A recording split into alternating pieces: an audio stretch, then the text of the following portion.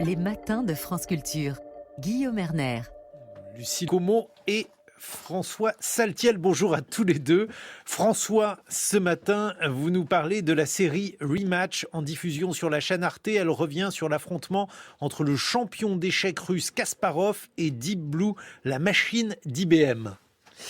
Oui, Guillaume, 6 épisodes sont consacrés à cet événement planétaire de mai 1997, lorsque le maître Garry Kasparov est défié par la machine Deep Blue, un supercalculateur américain.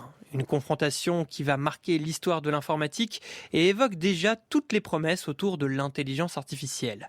La série s'appelle Rematch, car le premier match avec les mêmes adversaires a eu lieu 1 an plus tôt, remporté par le russe.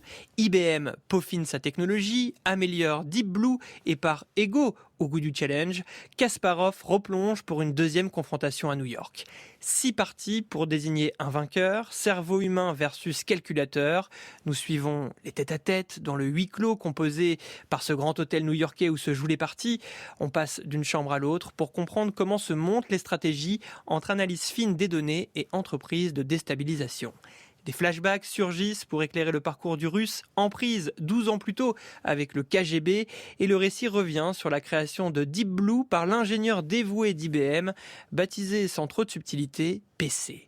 D'un côté, le camp Kasparov, composé par sa mère fidèle et son agent, et de l'autre, une armada d'informaticiens, de personnages comme celui d'Hélène Brock, une cadre d'IBM prête à sacrifier sa famille pour faire gagner sa carrière, et de grands maîtres internationaux venus prêter main forte pour apprendre à Deep Blue la meilleure manière de faire déjouer Kasparov. Le décor est donc planté, François, mais alors vous en avez pensé quoi ?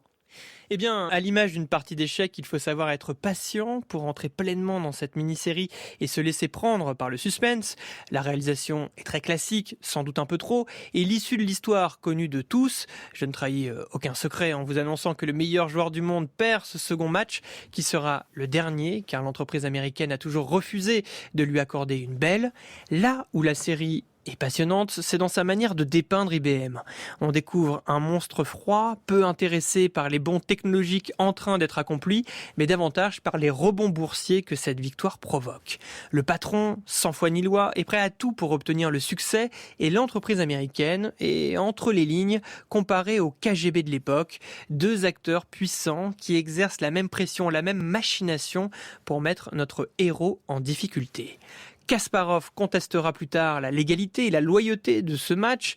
La machine IBM a pu analyser des milliers de ses parties et lui n'a jamais obtenu les données d'entraînement de Deep Blue tant réclamées.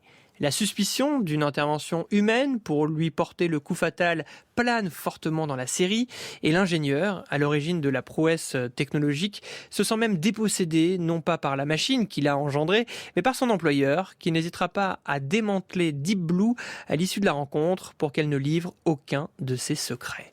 Rematch est également réjouissante en cela, elle brise les fantasmes autour de l'IA, on comprend que derrière la machine il y a des humains qui l'entraînent, la modifient, la nourrissent et qu'il n'y a rien de magique ou de mystique. Bref, une série qui captive tout en participant à notre culture numérique, un beau coup double qui mérite d'être vu.